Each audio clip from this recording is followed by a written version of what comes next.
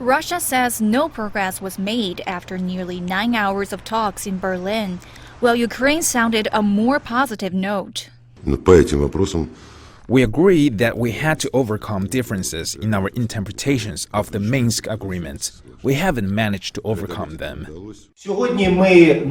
A joint document hasn't been agreed upon, but it's very important today that we have the desire to find a solution, and we will continue working on it. The Normandy Format is a diplomatic grouping of Germany, France, Russia, and Ukraine. It was created in June 2014 to help find a peaceful resolution to the conflict in the areas of Ukraine known as Donbas that had been taken over by pro-Russian separatists. Little progress has been made on the political front since its creation. But an advantage is that the two main actors, Ukraine and Russia, are brought to the table, providing an opportunity to de-escalate the situation. The Normandy Format and other diplomatic talks led to the Minsk agreements. The first Minsk agreement quickly broke down in 2014. The second was signed in February 2015, outlining 13 military and political points that have largely not been implemented. A Moscow-based defense analyst and columnist says the Minsk agreements stabilized the situation. There have been two Minsk Accords, one in September 14, the other in February 16, the so-called Second Accord. These accords were basically to stop the fighting for the time being, but basically that didn't work very well at all. The ceasefires each time have deteriorated, and right now again there are clashes there in the Donbas.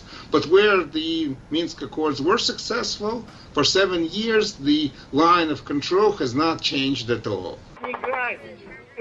For now, the conflict remains as Ukrainian troops hold drills in the eastern Donbas region this week. And Russia has been conducting joint exercises with Belarus this month near Ukraine's northern border, just 75 kilometers from Ukraine's capital, Kiev.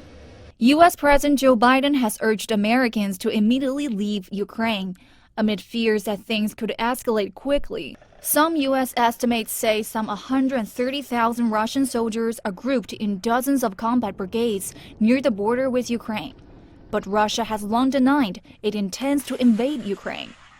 Gao Yiming, CGTN. Combative press conference with neither side pulling their punches.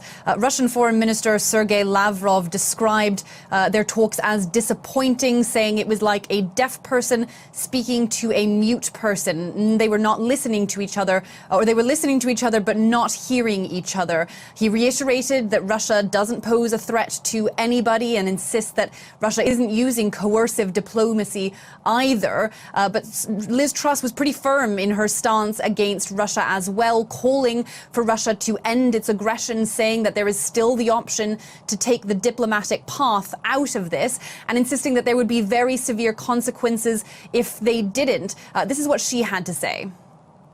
There is no doubt that the stationing of over 100,000 troops on the Ukrainian border is directly put in place to threaten Ukraine. And this is not the only action that we've seen by the Russian authorities. We've seen cyber attacks and we've seen other attempts to undermine the activities of a sovereign nation. And if Russia is serious about diplomacy, they need to move those troops and desist from the threats.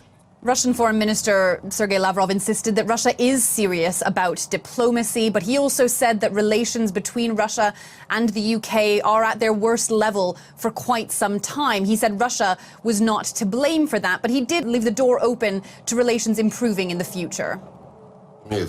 Relations can be normalized only through mutually respectful dialogue, an equal dialogue, and dialogue based on recognition of each other's legitimate interests, and a search for mutually acceptable solutions. That number of 30,000 came from NATO, which says that this is a pretty large-scale exercise. They say there are special operation forces, fighter jets, nuclear-capable missiles involved.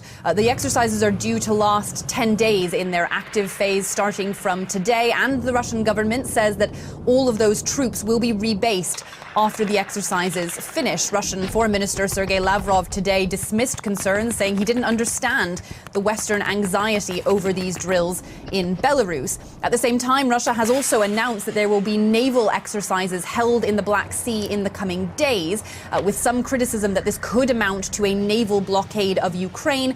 But the Kremlin has dismissed that too, saying that commercial shipping lanes will remain open. Attempt by a senior NATO member to present a united front and stand against perceived Russian aggression.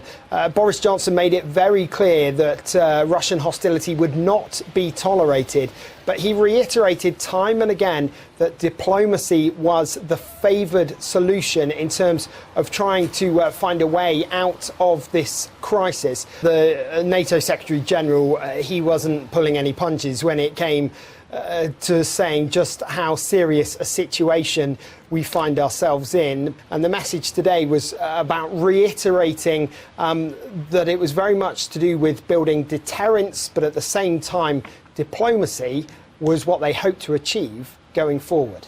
NATO is not a threat to Russia, but we must be prepared for the worst, while remaining strongly committed to finding a political solution.